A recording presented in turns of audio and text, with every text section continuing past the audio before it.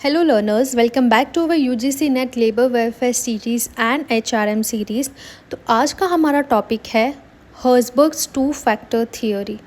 ठीक है, ये थियोरी बताती है कि काम करने वाले लोग क्या चाहते हैं और क्या चीज़ उन्हें मोटिवेट करती है और क्या चीज़ से वो अनमोटिवेटेड रहते हैं। ठीक है, तो आइए हम इसको डिटेल में समझते हैं। So first is what is Herzberg's 2 factor theory.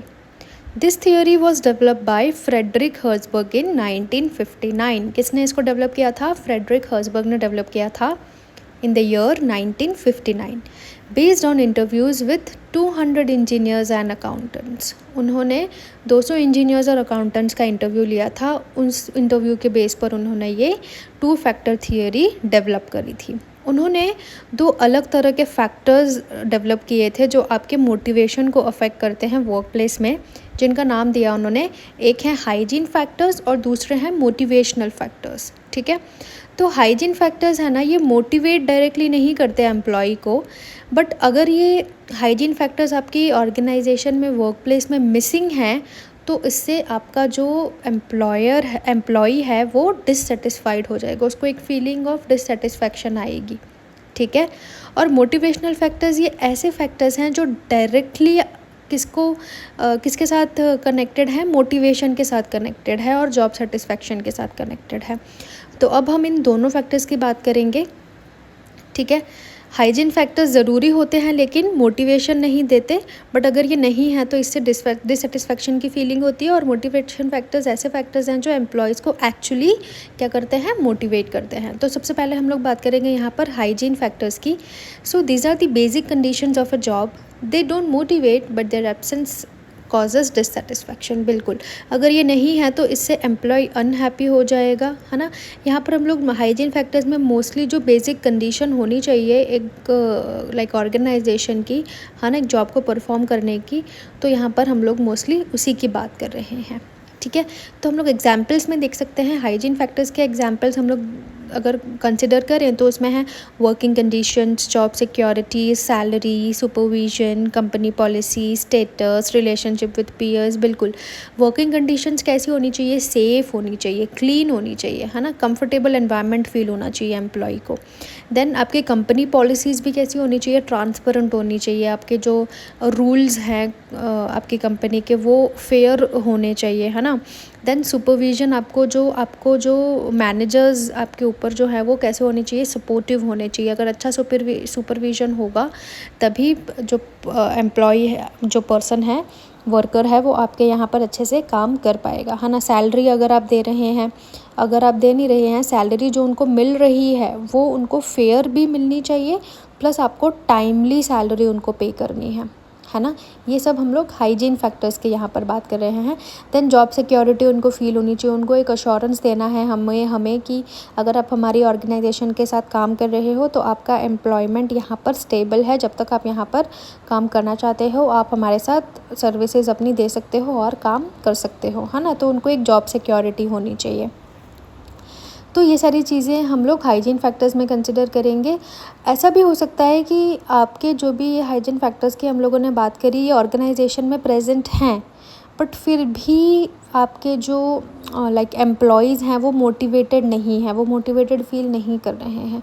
तो यहाँ पर लाइक उनको डिससेटिस्फैक्शन नहीं है किसी भी चीज़ से, सब कुछ ठीक है वर्किंग ऑर्गेनाइजेशन में, कल्चर में, बट फिर भी वो मोटिवेटेड फील नहीं कर रहे हैं, है ना। तो उनको फिर मोटिवेटेड फील करवाने के लिए कौन से फैक्टर्स आते हैं? Motivational factors. ठीक है, हाइजीन फैक्टर्स के बाद अब हम बात कर रहे हैं मोटिवेशनल फैक्टर्स, जो एक सेटिस्फायर्स का काम करते हैं, जिससे उनको मतलब ये फैक्टर्स के होने से एम्प्लॉय जो है वो लाइक मोटिवेटेड फील करता है ना। This factors are related to the actual work.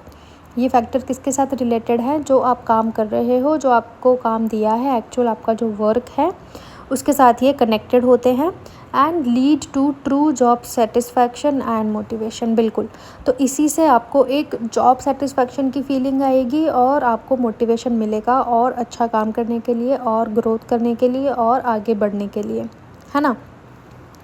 तो यहाँ पर अगर हम लोग एग्जाम्पल्स की बात करें तो क्या क्या एग्जाम्पल्स हैं? Like achievement.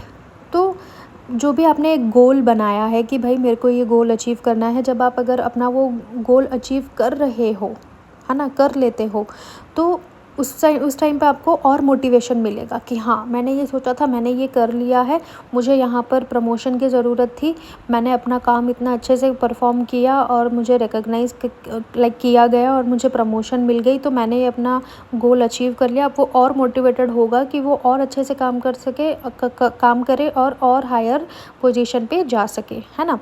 फिर रिकॉग्निशन, बिल्कुल, जो भी वो काम कर रहा है उसको उसका अप्रिसिएशन मिल रहा है, तो उससे भी वो मोटिवेटेड फील करेगा।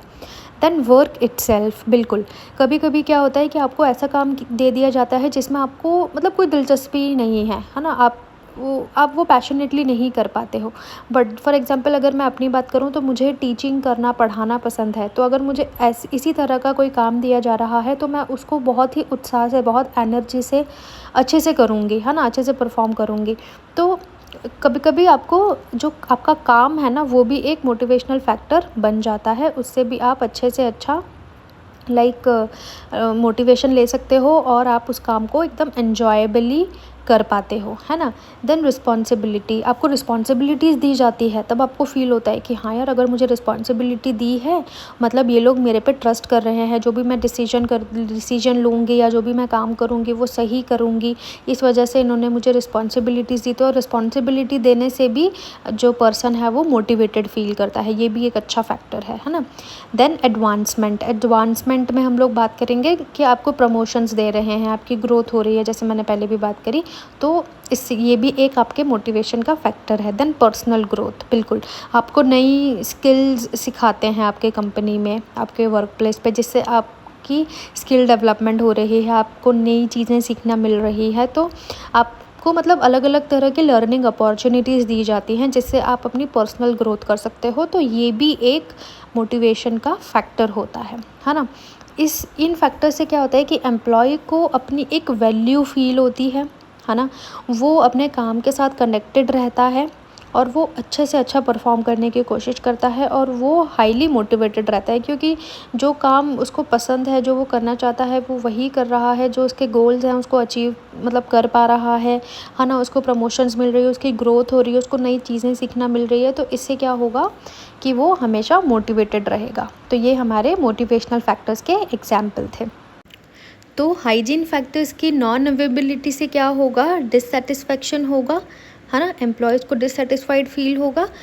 और मोटिवेटर फैक्टर्स अगर हैं, अगर ये आपकी ऑर्गेनाइजेशन में अवेलेबल हैं, तो उससे एम्प्लॉय को एक सेटिस्फैक्शन फील होगा, उसको जॉब सेटिस्फैक्शन फील होगी और वो कैसा रहेगा, मोटिवेटेड रहेगा, उसको मोटिवेशन मिलती रहेगी टाइम टू टाइम।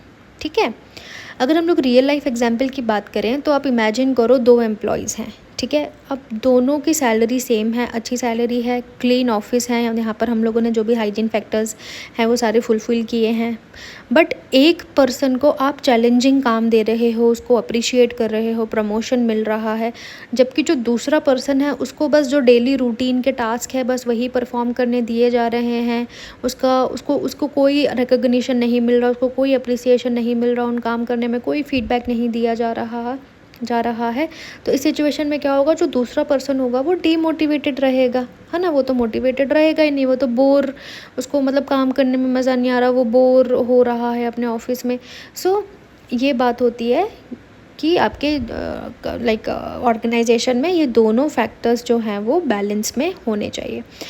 ये भी मतलब ऐसा भी हो सकता है कि हाइजीन फैक्टर्स तो फुलफ़िल करवा दिए आपने, यहाँ पर आपको सब कुछ मिल रहा है, लेकिन जहाँ मोटिवेशनल फैक्टर्स की बात आई वो आप प्रोवाइड नहीं कर पा रहे पर्सन को, है ना, तो उस सिचुएशन में वो कैसा रहेगा, डीमोटिवेटेड रहेगा। सो motivation needs more than just comfort, it needs purpose and recognition. बिल्कुल, ये नहीं है कि आपको सब चीज़ें कंफर्टेबल, आपको सैलरी मिल रही है, कंफर्टेबल ऑफिस मिल रहा है, कंपनी की पॉलिसीज़ भी सब बहुत अच्छी हैं, सब कुछ ठीक है, सब मतलब आपकी जॉब बिल्कुल कंफर्टेबल है, बट वहाँ पर आपको रिकॉग्नाइज़ नहीं किया जा रहा, आपकी वैल्यू नहीं कर रहे, है ना, आप कोई पर्पस नहीं अचीव कर पा रहे हैं, वहाँ पर आपको कोई सेल्फ ग्रोथ नहीं है। तो इस सिचुएशन में भी आपको क्या होगा, मोटिवेशन नहीं होगा। तो मोटिवेशन सिर्फ मोटिवेशन में सिर्फ कंफर्ट की ही ज़रूरत नहीं है, वहाँ पर एक पर्पस भी होना चाहिए और आपको रिकॉग्निशन भी मिलना चाहिए। ठीक है, so application of Herzberg's theory in management. Okay, हम लोग इसकी मैनेजमेंट में कैसे इसको अप्लाई करेंगे इस थियोरी को। So ensure managers can ensure basic hygiene factors, बिल्कुल उनको बेसिक हाइजीन फैक्टर्स देने हैं, जो फेयर सैलरी है, सेफ वर्क एनवायरनमेंट है, वर्क कल्चर है, फेयर पॉलिसीज़ है, वो देनी है ना। Then focus on job enrichment. यहाँ पर जॉब एनरिचमेंट में हम लोग क्या बात कर रहे हैं कि एम्प्लॉयज़ को उनको चैलेंजिंग और मीनिंगफुल काम देना है, मीनिंगफुल टास्क देने हैं, है ना। इससे क्या होगा कि उनको अलग अलग अपॉर्चुनिटीज़, अलग अलग नई स्किल्स सीखना मिल रही हैं, उनको ग्रोथ उनको खुद की एक सेल्फ ग्रोथ फील हो रही है ना। तो उनको जॉब एनरिचमेंट पे फोकस करना चाहिए। Then provide recognition and feedback, बिल्कुल उनको फीडबैक देना है। मैनेजर्स को हमेशा अपने एम्प्लॉय को जिस भी तरह का वो काम कर रहे हैं, अच्छा कर रहे हैं, तो उनको अप्रिशिएट करो, उनको रिकग्निशन दो, है ना। और अगर कहीं कुछ गलती हो रही है, कहीं चूक हो रही है, तो उसमें भी उनकी हेल्प करो कि वो उसको कैसे सुधार सकते हैं, right. Then offer growth and promotion opportunities, बिल्कुल ग्रोथ और प्रमोशनल अपॉर्चुनिटीज़ भी हमको देनी है ना। Then delegate responsibility and trust, बिल्कुल आपको उनको रिस्पॉन्सिबिलिटीज़ भी देनी है ना, उनको अथॉरिटीज़ देनी है, रिस्पॉन्सिबिलिटीज़ देनी है, ताकि वो मतलब उनको ये फ़ील हो कि हाँ, मुझे मेरी ऑर्गेनाइजेशन में वैल्यूड फ़ील करवाया जा रहा है, मेरे पे विश्वास रख कर मुझे रिस्पॉन्सिबिलिटीज़ दी जा रही है, अलग अलग तरह की मेरे पे ट्रस्ट किया जा रहा है। तो ऐसे हम लोग जो मैनेजर्स हैं वो ऑर्गेनाइजेशन में दोनों हाइजीन फैक्टर्स और मोटिवेशनल फैक्टर्स से अपने एम्प्लॉयज़ को मोटिवेटेड रख पाएंगे, ठीक है। तो एक अच्छा मैनेजर पहले हाइजीन फैक्टर्स को ठीक करता है और फिर एम्प्लॉय को ऐसे काम देता है जिससे वो खुश और कैसा रहे, मोटिवेटेड रहे, ठीक है। So this was all about this Herzberg's 2 factor theory, है ना। ये हमें हेल्प करती है कि अकेली कंफर्ट से ही सब चीज़ें नहीं होती है, कंफर्ट से ही आपको मोटिवेशन नहीं मिलता है। ट्रू मोटिवेशन कैसे मिलता है, जहाँ पर आपको खुद की एक ग्रोथ, अचीवमेंट और रिस्पेक्ट फील हो, वहाँ पर आप मोटिवेटेड रहते हैं, है ना। इसलिए एक अच्छा एम्प्लॉयर सिर्फ सैलरी देने से नहीं, बल्कि एम्प्लॉयज़ को समझकर उन्हें ग्रो करने का मौका देकर मोटिवेट करता है, ठीक है। So now you stay tune for the next theory in my next video. Till then all the very best for your examinations and take care.